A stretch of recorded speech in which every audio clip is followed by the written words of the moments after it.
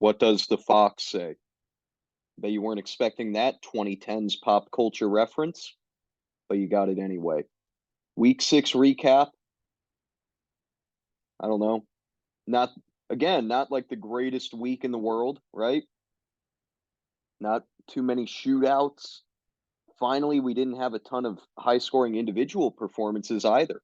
That had been one of the things that was sort of inflating fantasy scores was we had guys going for 50 plus points seemingly every week. That streak finally ended in week number 6. So week 6 headline, I guess it's that combined with a few other things. This is a uh, there was no easy headline or clear one, so I think it's a few separate aspects that you could get into. One, like I said, no really huge performances, and then beyond that, we had some mid-game injuries to important players: Christian McCaffrey, David Montgomery, Kyron Williams. Those are 3 of the top 10 running backs in points per game, and it seems like all of them are going to miss at least a little bit of time. We'll know for sure in the coming hours and days, hopefully. So yeah, that was tough for anybody who that impacted. And what else? As far as our league goes, a couple of league headlines. The middle of the league kind of shifted this week, where you had Sam, Dylan, and Peter all going 0-2, and Krieger and Larar went 2-0 to jump those 3 teams. And then also, a couple of teams towards the bottom, not bottom, that are fighting to get their way back into the playoff picture. Horvath and Andrew, they go 2-0. They're 4-8. They're only 2 games out of a playoff spot now. So things have really bunched up, and there was some shifting throughout the league. And then also an interesting note that I just picked up on a few minutes ago. Everybody who won their matchup was a top 6 weekly scorer. So this was a rare week where 6 teams went 2-0 and 6 teams went 0-2. And I think that's a big reason why we saw so much shifting in the standings. But it also makes me happy to see that, the 6 teams that deserve to win did win. Anyway, I'm doing this one alone. So the goal is to make this under an hour.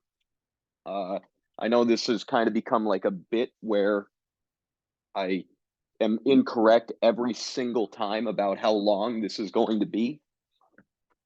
If I can't keep this under an hour, I'm going to hate myself. So that's the goal. And then next week, we will likely have Pete Nolan on for the first time this year. All right. All right. Let's get into this. And we will start with the highest scoring team of the week, really the most consistent team this season. I'll give you a sneak preview that the formula, the power rankings formula, there is a change at the top. And it's because this team is now back in the number 1 slot. Nordiff 148.21 defeats Dylan 106.42. Nordiff's team's been really good. That's all.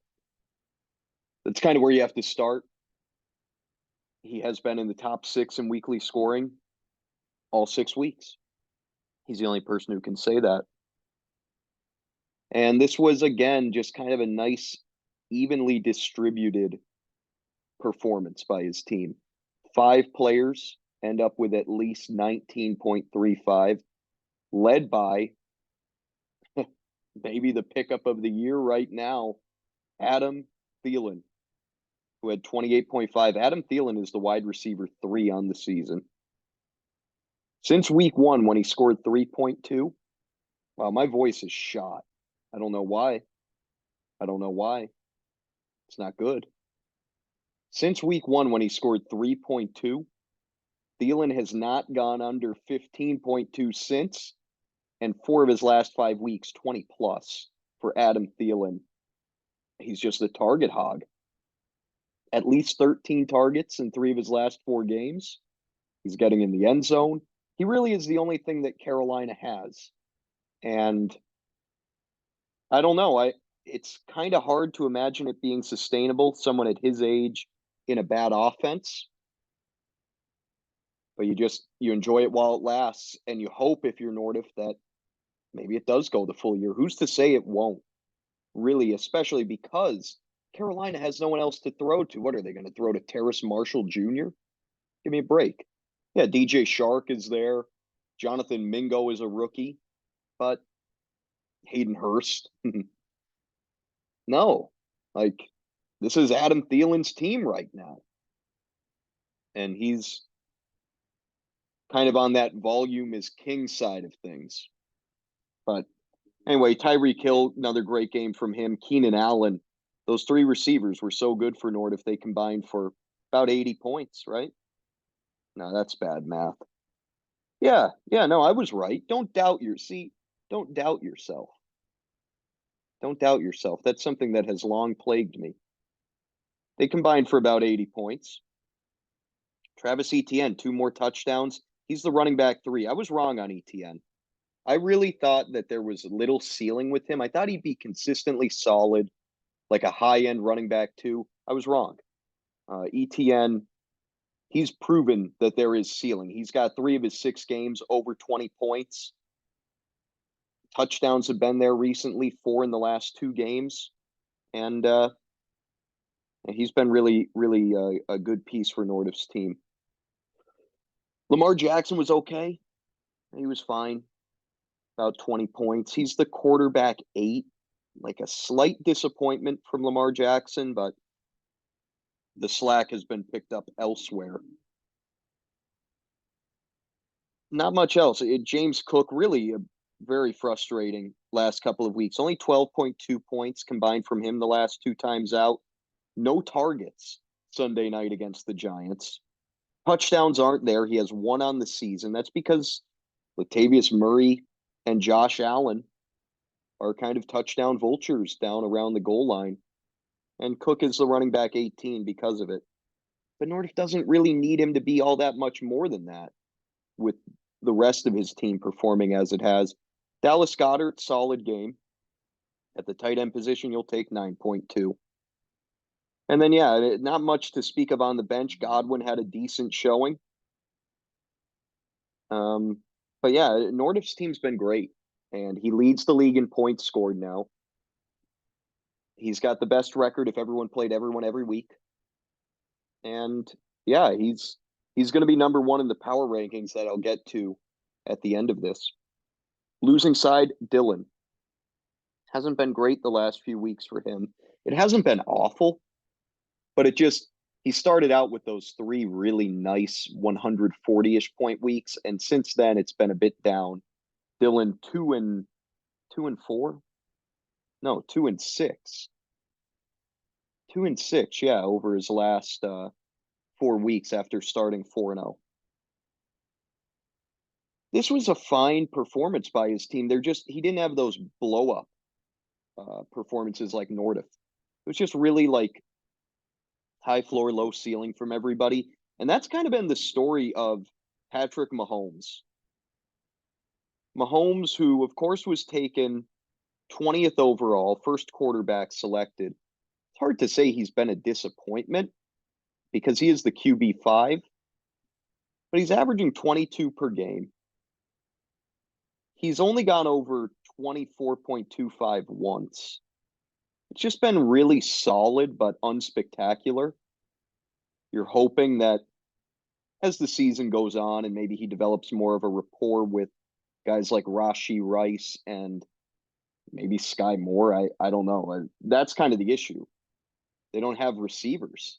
Maybe they'll make a trade for somebody, but I guess that's the hope. Mahomes is an amazing player. We know this.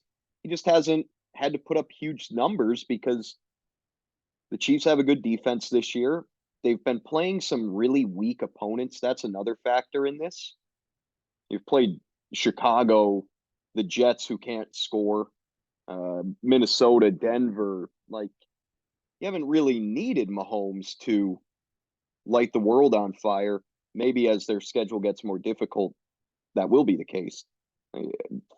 3 of their next 4 games, you have the Chargers, Dolphins, Eagles. Those could be more of the shootout style games.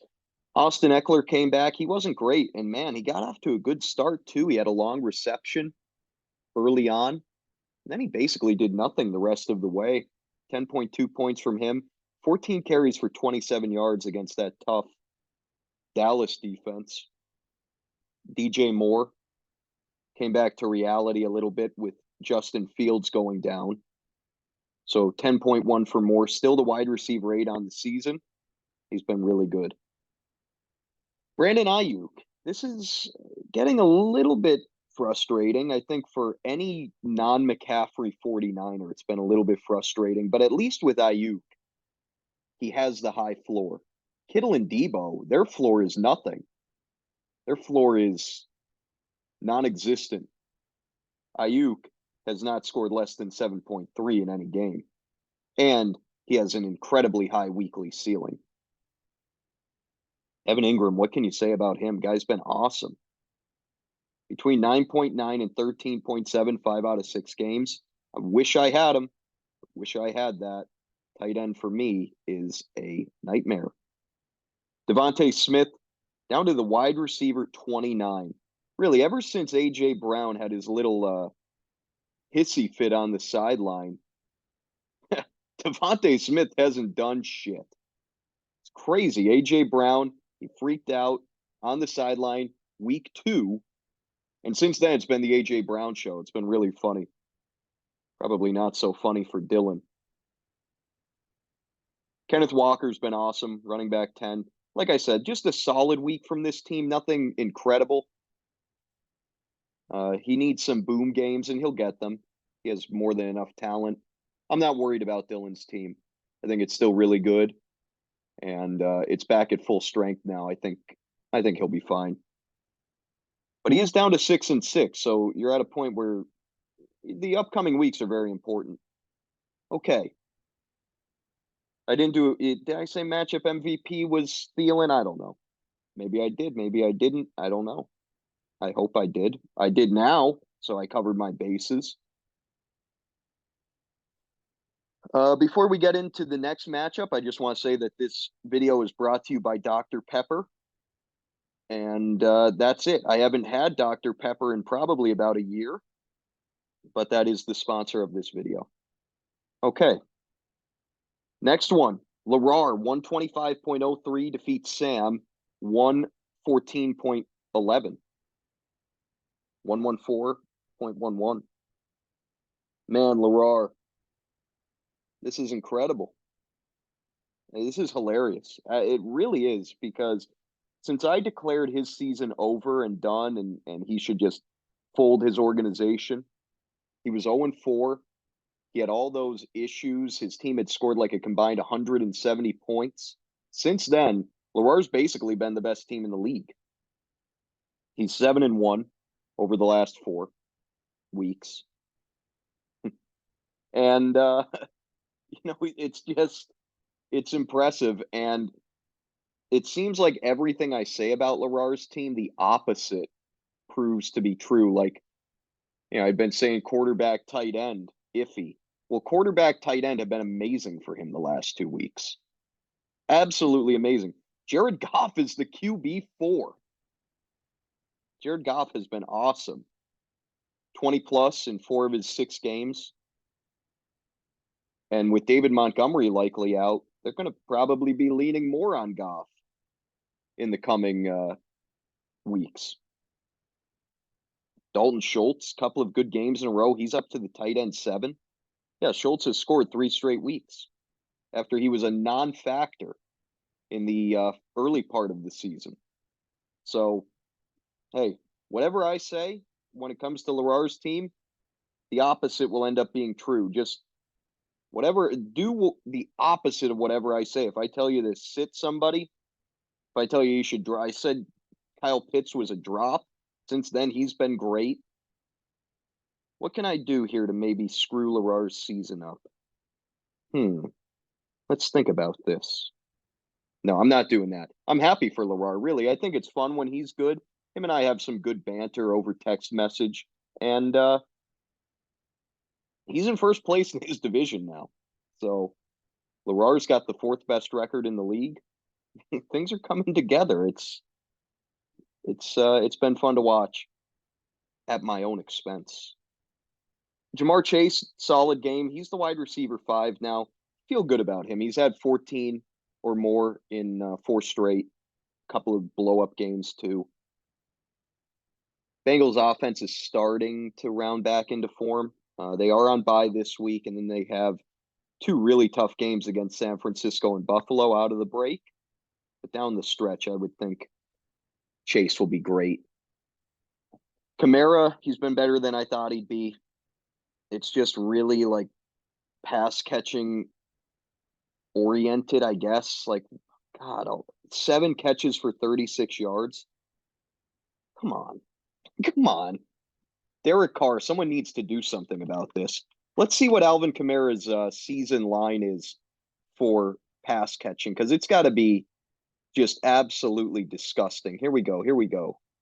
Come on. Why is this 23 catches for 86 yards? Come on. 3.7 yards per reception. Something needs to be done about this. Frankly, PPR is what needs to be done about this. We should be half PPR, but I'm not going to go on my rant. It's just when you have shit like this, like Kamara's got great value right now, and he's essentially done nothing in real life. He's been like a bad real life player, and he's been amazing for fantasy because he catches 2 passes behind the line of scrimmage every 3 plays the Saints run. Jacoby Myers has been great. Wide receiver 15 on the season despite missing a game.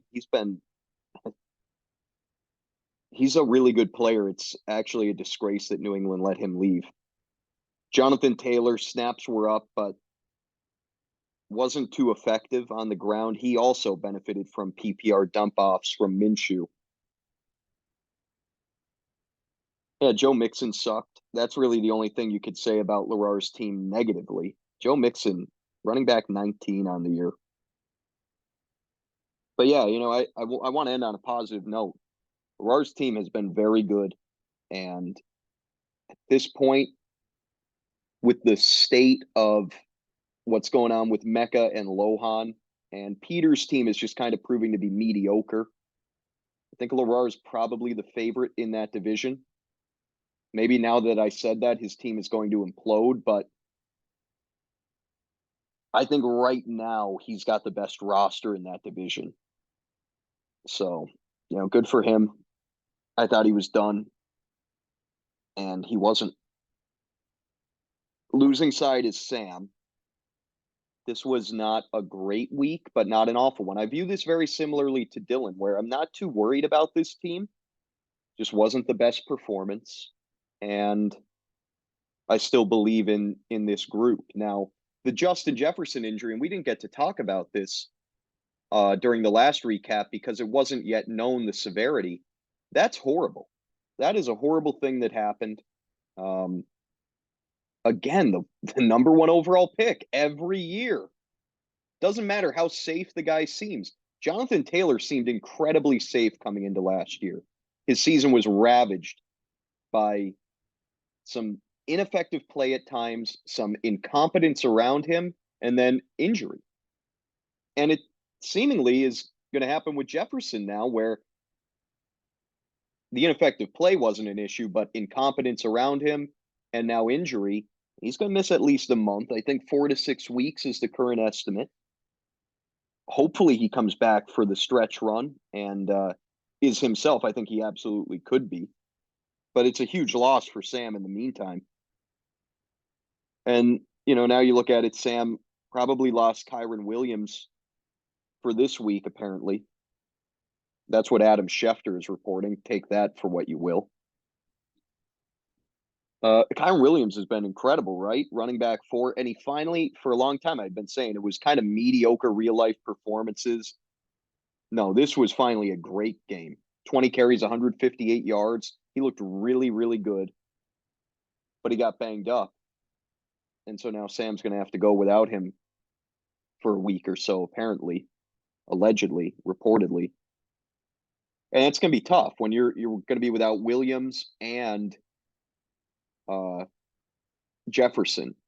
And Sam's 6-6. This is a great team, but he's 6-6. So you kind of need to find a way to stay competitive, and his depth is going to be tested.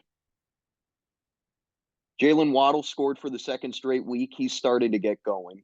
Still no like blow up games, right? You know, the receiving totals aren't really there, but he's getting into the end zone, very high floor, and eventually someone of his caliber in that level of offense that he's in, eventually Waddle is going to have a big, big showing. It would be nice for Sam if it came this week, wouldn't it? With the injuries he's dealing with. Sam Laporta, weird game. 4 catches on 11 targets. You love the 11 targets. I think that's, to me, the bigger takeaway than him having the 4 for 36. Whatever. He had 11 targets. He's been really good, and I think he will continue to be.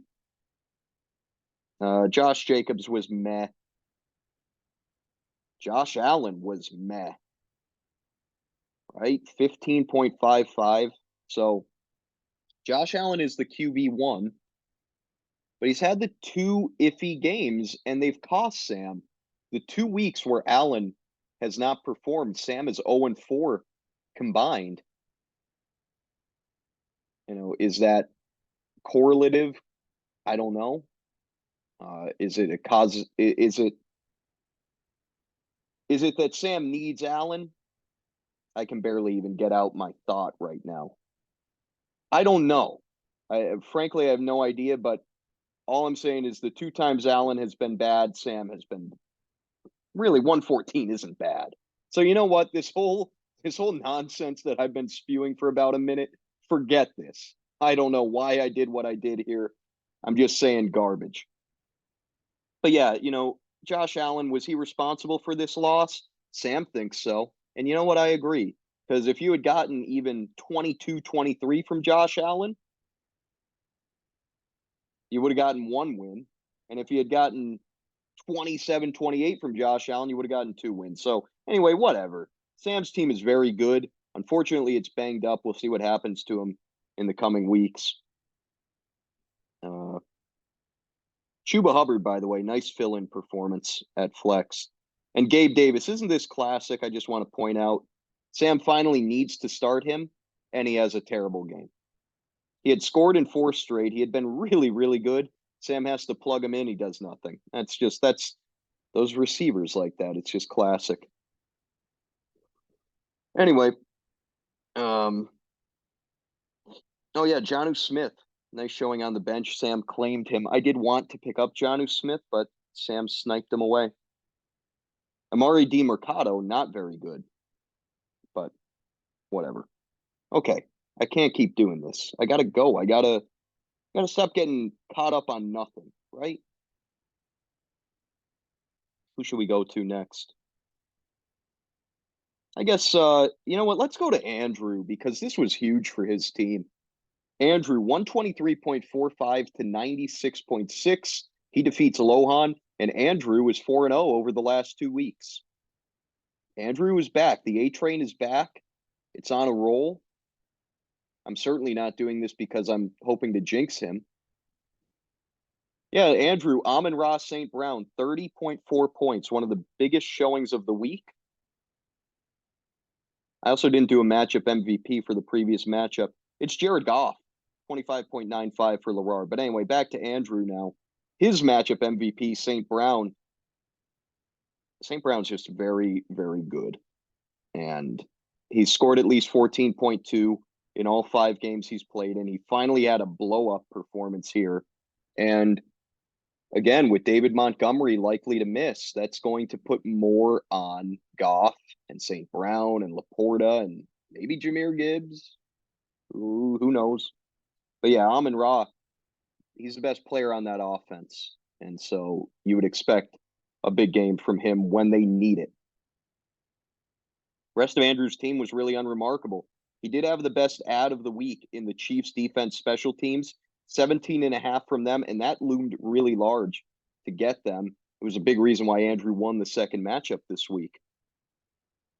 Marquise Brown, not too good. Again, it's funny. Andrew puts him in the lineup. He had 11 targets. He had actually almost an identical. Did he have an identical game to Sam Laporta? No, not identical. So Brown was 4 for 34 on 11 targets, and Laporta was 4 for 36 on 11 targets. Darren Waller, decent. Yeah, I mean, everyone else was just decent. Alexander Mattison just plods his way. I'm going to continue to trash Alexander Mattison because I think he's awful. But for fantasy, he gets a ton of volume, and he just finds a way to be a low-end running back too most weeks. RB17 on the season. Bijan Robinson is becoming a little bit frustrating for fantasy. It's not his fault. It's the Falcons. He's yet to top 21.2 points. He's got 3 games of 13 or less, and it's because the touchdowns aren't there. 0 rushing touchdowns, 2 receiving. And this is just sometimes this happens when you're in a bad offense. I mean, Adam Thielen, it hasn't impacted, not yet at least. Bijan, it has. And I think touchdowns will come eventually, but he might end up with only like a 5-6 touchdown season. And that obviously really caps your ceiling. Still the RB8. He's been very good, and he's going to continue to be, but just a little bit disappointing on the lack of like huge showings. Not much else to say for Andrew's team except, well, let's get to Joe Burrow. He wasn't great. He's still the QB 21. Coming out of the bye, again, I already said it about, was it Mixon or Chase? Who the hell knows? 2 really tough matchups out of the bye. So it might take a little bit more time for Burrow to really get going, but at least he appears to be healthy now. And the bye should help him. And we'll see what happens down the stretch. He is not going to live up to where Andrew drafted him. That is just, we know this. It's already the case. But if he could be a mid-tier QB1 the rest of the way, you'll take that, I think. But yeah, Andrew 4-8 now. He's only 2 games out of a playoff spot. His season is far from over. Lohan, it's been pretty rough lately. Let's see. Yeah, for Lohan, 4 straight weeks of 116 or less, and really 5 of his 6 matchups this season, 116 or less. 2 of the last 3 under 100. Some injuries have messed this team up, right? He was without Saquon for a while. Then Saquon comes back and he loses James Conner. It's tough. You need to get both of those guys on the field at the same time. Calvin Ridley, my guy, another poor performance. He had bounced back in week 5, but fell off again in week 6. Calvin Ridley, wide receiver 26 on the year. Just a little bit disappointing. Speaking of Barkley, do want to get to that. He was fine. Tough matchup. 24 carries.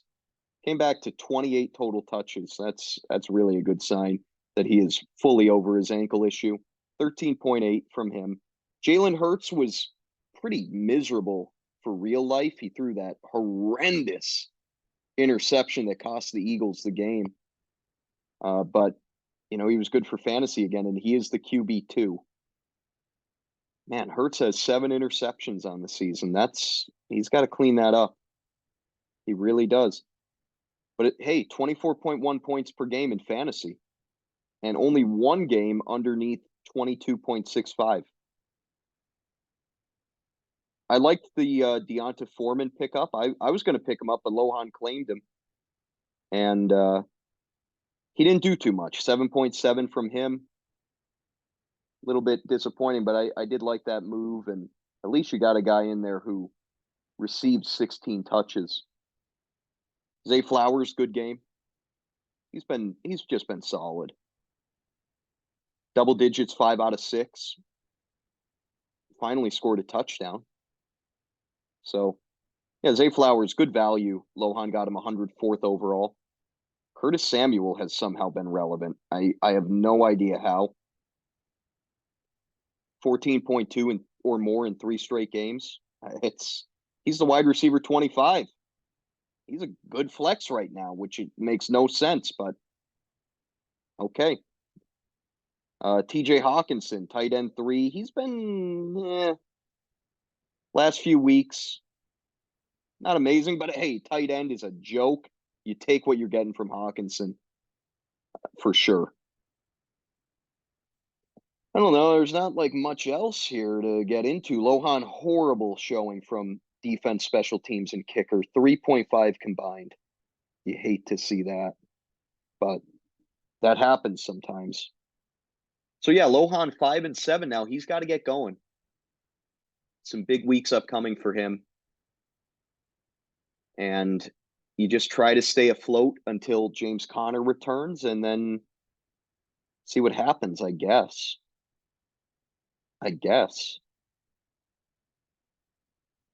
What do we have? 3 more? 3 more of these things? Krieger Peter, that's next. 130.28, Team Keefe defeats Team Garbage Can. 109.48. Team Garbage Can. I like that. I've always liked that. Anyway, matchup MVP was the man who I've been doubting, who Krieger has believed in. Dak Prescott. 27.6. He's still just the quarterback 19 on the year. We're not going to get carried away with this, but good performance in a plus matchup. Dak had 40 yards rushing and a rushing score. It was a pretty long rushing score, too. So that's what helped him here. Dak does go on bye now, and, Krieger, I didn't understand why he was sticking with him, but it worked out in this week. We'll see if it can continue out of the bye.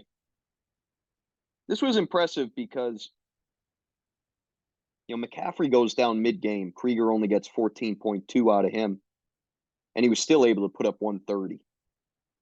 That was because some other guys stepped up. Olave,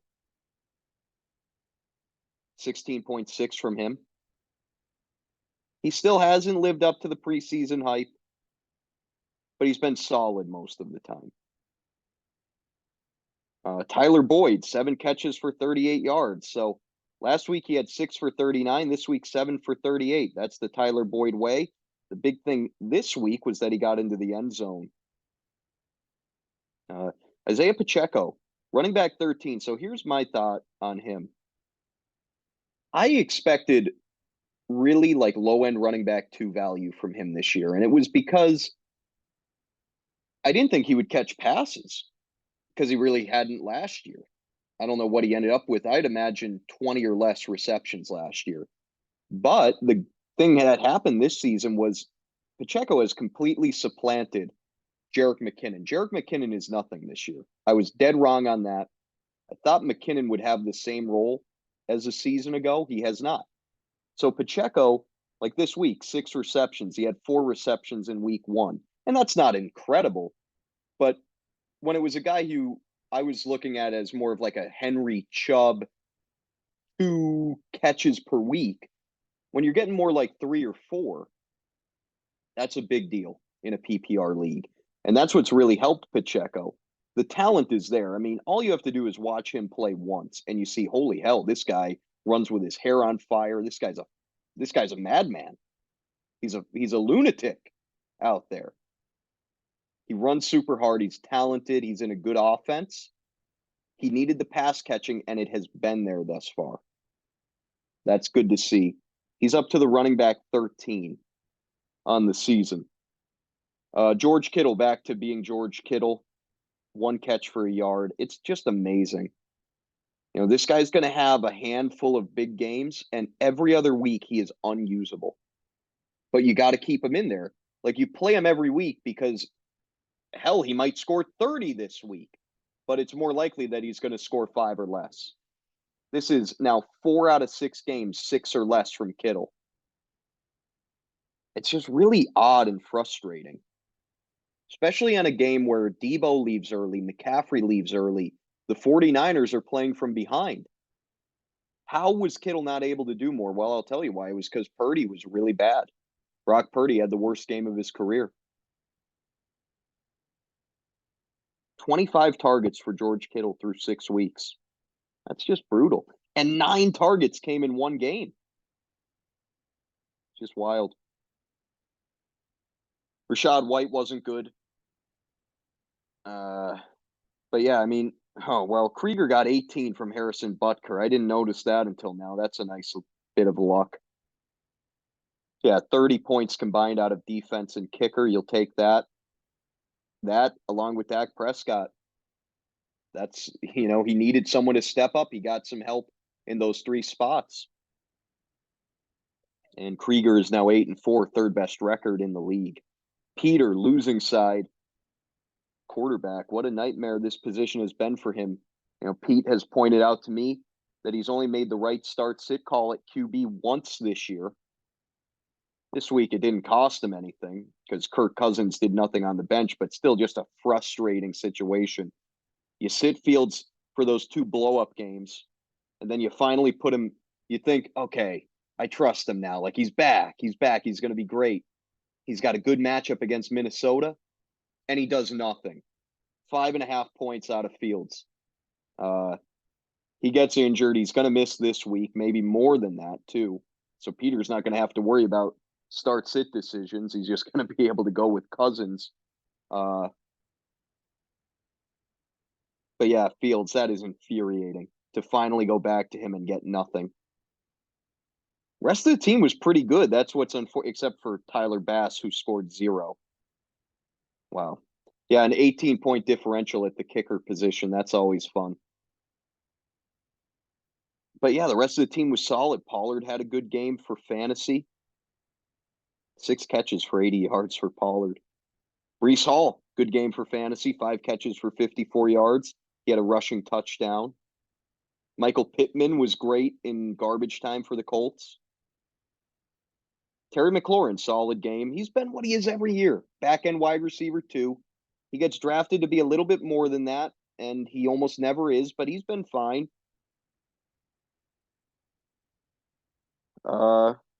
Touchdowns aren't there for him because they've been going to Curtis Samuel, which is, you love to see. Travis Kelce, good game, good things from him. He's the tight end 1 on the year. And then the continual nightmare of T. Higgins, who is the wide receiver 65, who has scored 4.1 or less in 4 of his 5 games played. I can't believe how bad he's been. It's stunning. It really is just wild. But what can you do? There's really not much you could do with him. I mean, I guess you could sit him. Pete's got Josh Downs, Josh Palmer on the bench. I guess you could go to one of them. It's actually going to be an interesting decision for him here. Well, actually, he has no decision. See, I'm an idiot. He has no decision to make. Higgins is on bye. So you can't start him this week. Well, you could, but then you'll get fined and you'll probably lose. You could do, hey, let me just go on a sidebar here. You could do anything you want. You could start all guys who are injured on bye. I don't care. Go for it. You're going to get fined. And I think the rest of the league would be happy if you had to pay $200. Anyway. Yeah, Peter, frustrating because he's 6-6 now, and he's got a just horrendous bye week situation. Pollard, Breece Hall, Higgins, all on bye. I don't know who he's going to start at running back in a really important matchup. What do we have? I guess you go Gus Edwards and maybe try to pick someone up. I don't know. Try to make a trade.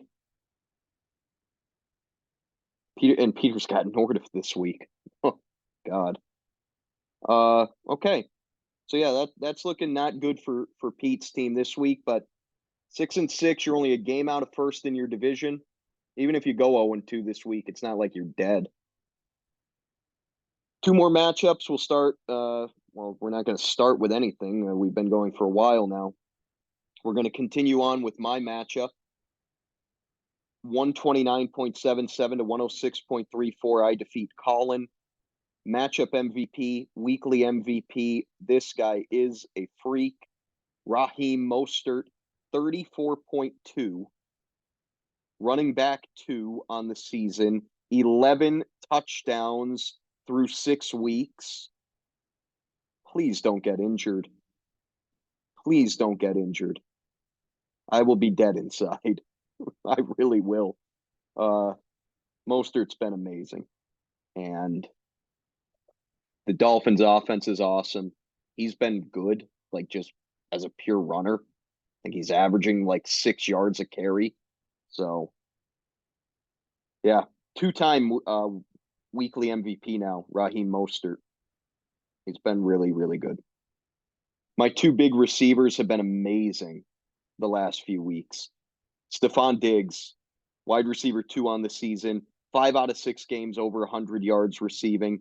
A.J. Brown, wide receiver 7 on the season, 4 out of 6 games over 125 yards receiving.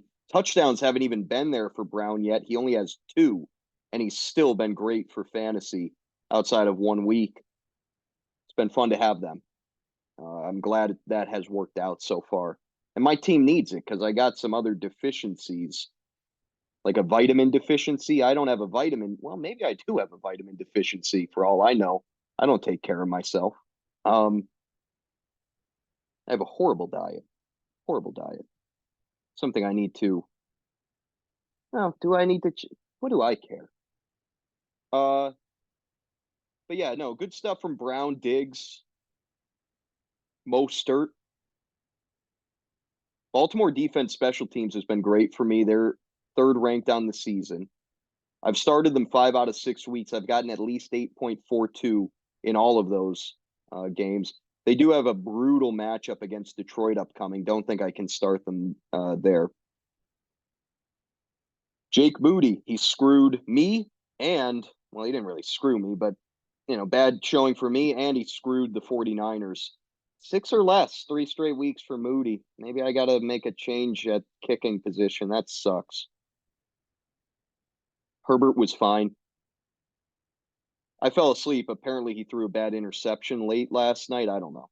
But he was fine for fantasy. That's all I care about. Classic Chargers loss, too. What a classic loss by them. Herbert is number 1 in points per game at the QB position. Just to show you how good he's been, quarterback 6 on the year, despite having his bye week. That's good stuff. The rest of the team not too hot. DK Metcalf, he's been high floor, low ceiling so far. You hope he gets going, but that offense has been a little bit dysfunctional. Geno hasn't been too good. Their line is awful. Their line is awful. Awful to watch. They have some issues there in Seattle.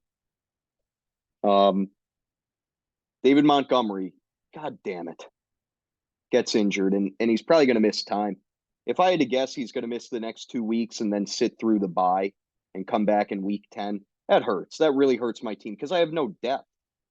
My bench is pathetic. I'm going to have to start Keontae Ingram this week. So, yeah, that's not good. If you have me the next couple of weeks, I'm vulnerable for sure.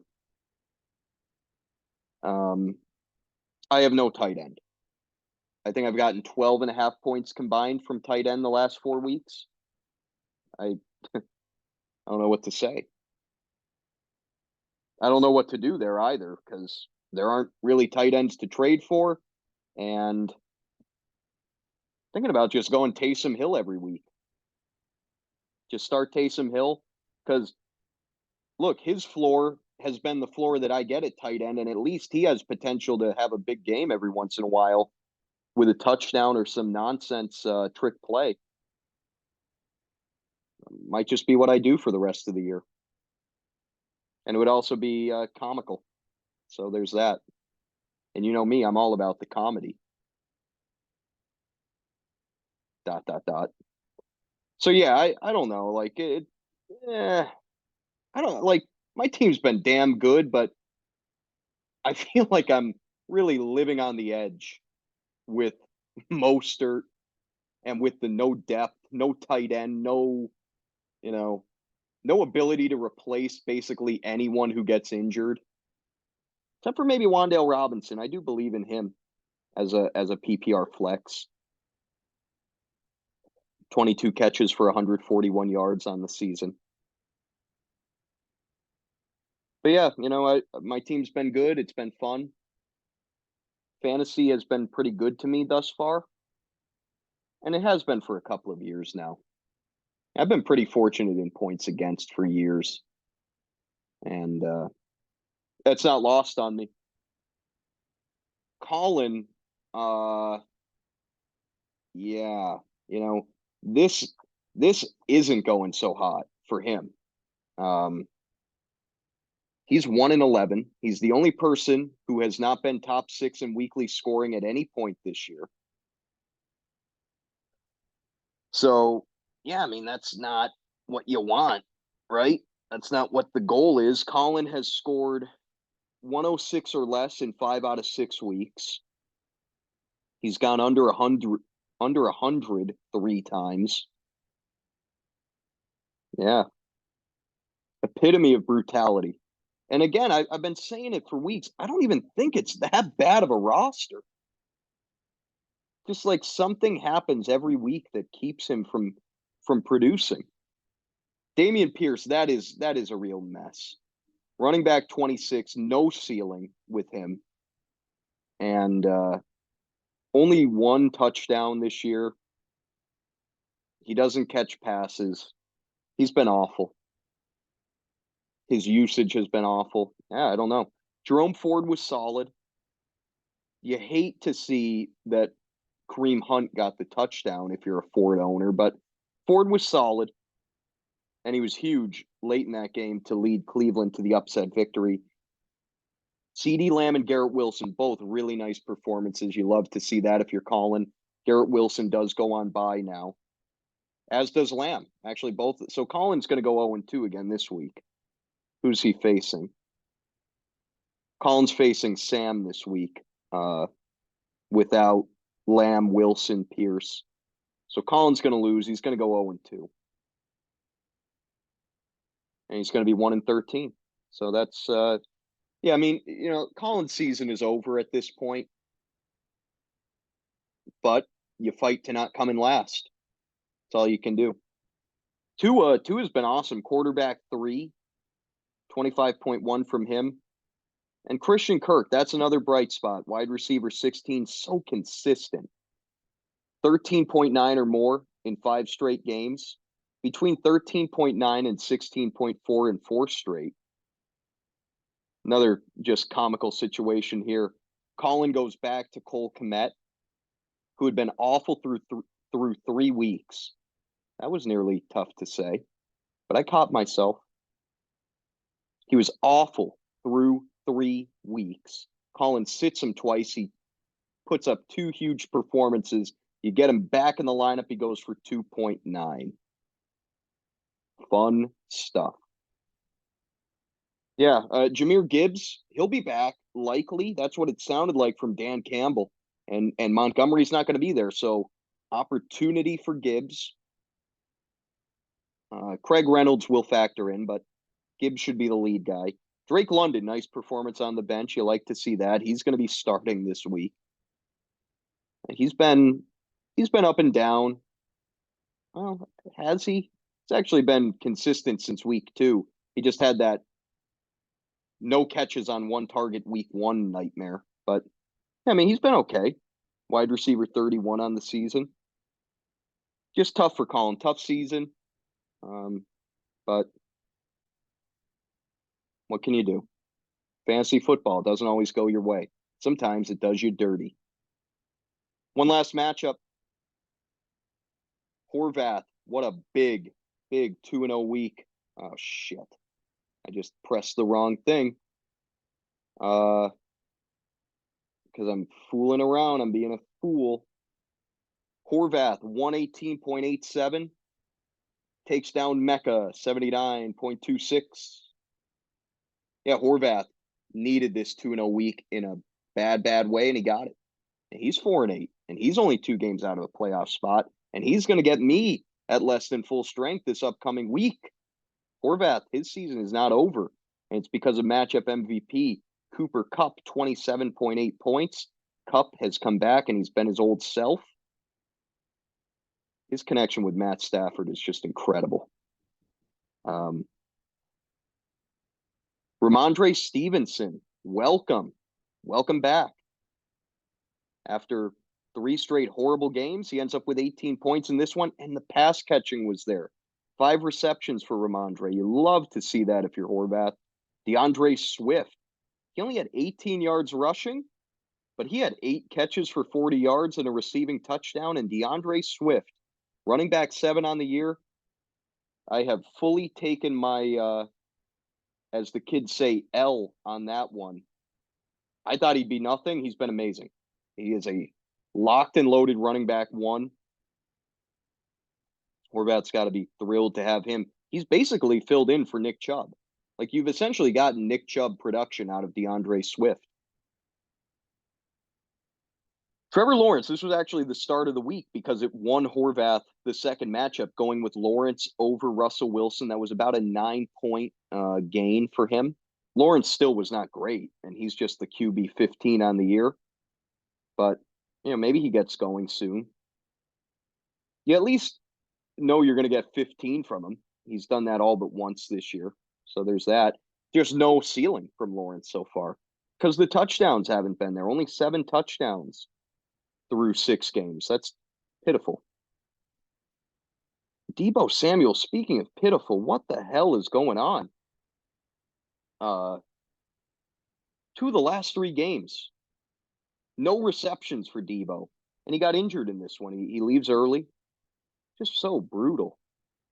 Wide receiver 32 on the year. Horvath needs more from him. Just flat out. Logan Thomas, he came back down to earth. Planet Earth. 1.2, 1 catch. 1 catch, 1 target. Jerome Addison saved his day with a touchdown. 3 catches, 28 yards, and the score. Justin Tucker, 18.5 points. He had been pretty brutal, funny enough.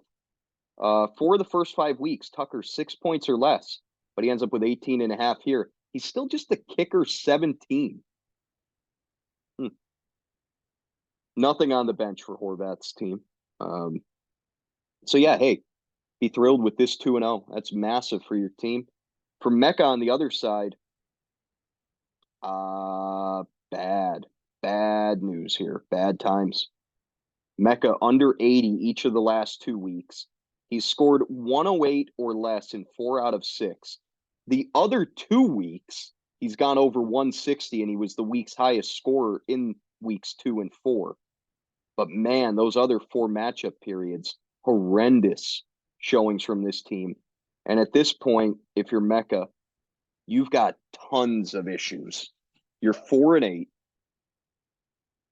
You've got injuries all over the place. Herbert, Anthony Richardson.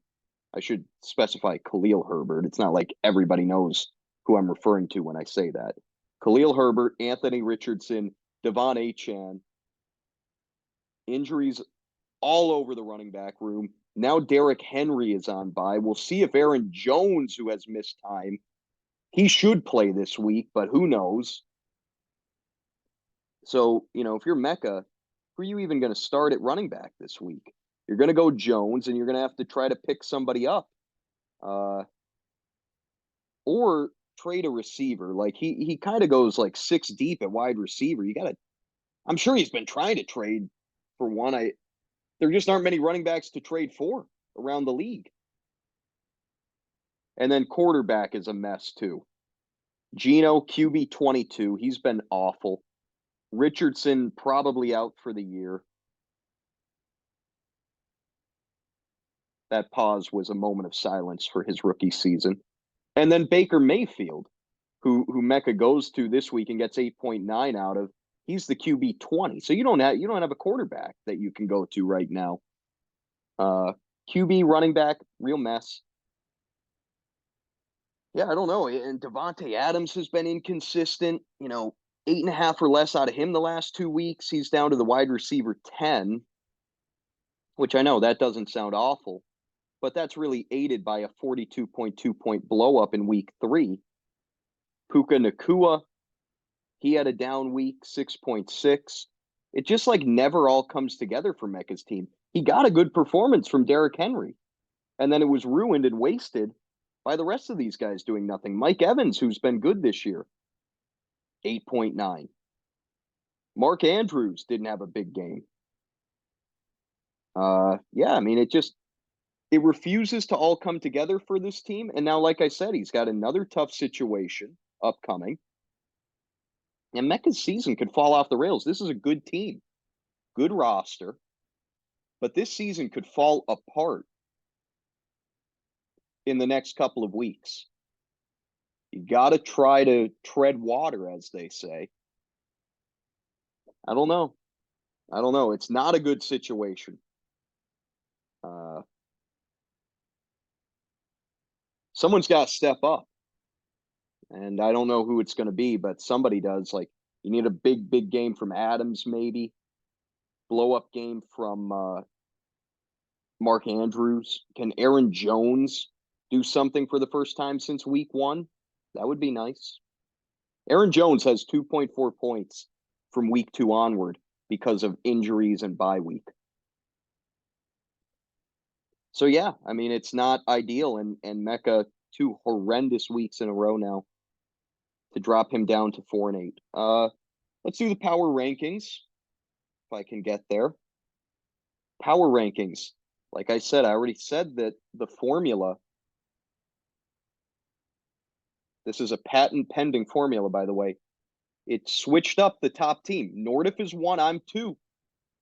1-2. I'm no longer number 1. And then 3 and 4 stayed the same. Sam and Dylan are going to stay at 3 and 4. Krieger and Larar, they each move up a spot. They're now 5 and 6. Larar is 6. And he could be higher. You could really debate on that. 3 through 6 are pretty tough to separate. 7 is Pete Nolan. He drops a couple of slots down there. Mecca stays at 8. Yeah, 8 through 11 are also really tough to differentiate. So Mecca's 8. Andrew is up to 9. And then it's Horvath 10. Lohan drops 2 spots to 9. And Colin, not Colin, all by his lonesome at 12. So, yeah. What do we have here? Like 6 teams within 2 games of each other, something like that. 1, 2, 3, 4, 5, 7.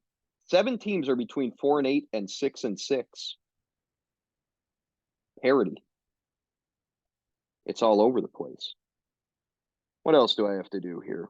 Well, really nothing. I guess I'll quickly look ahead to this week's matchups. I know, kind of alluded to it already. There are some horrendous bye week situations.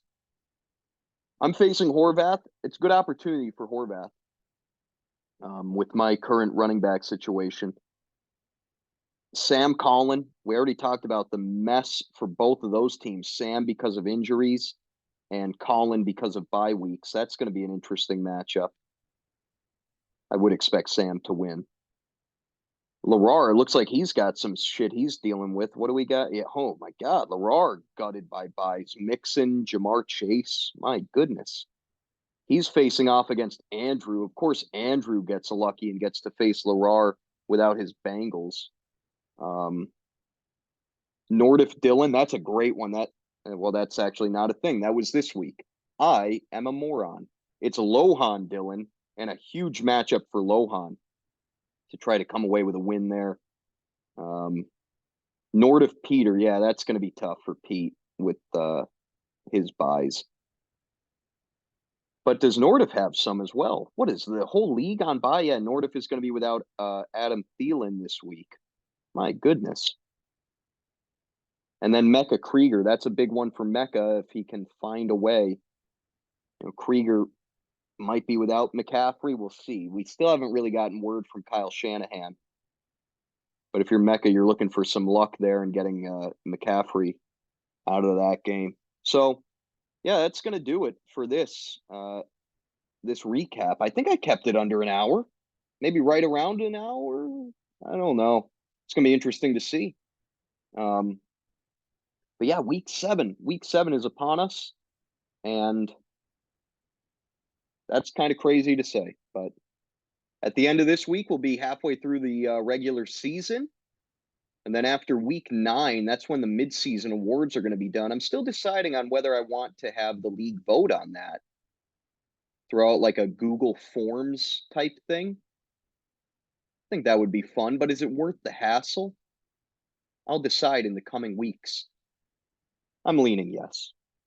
So yeah, that's going to wrap it up, and we'll have a guest on next week. Big things planned, not really, but yeah, good luck to your team this week. Good luck surviving injuries and buys. That's just becoming a nightmare. But it's part of fantasy football. You got to try to navigate through the tough. It's easy when things are going well. The great managers find a way when things are going tough. Okay. That's what I'll leave you with, an inspirational quote.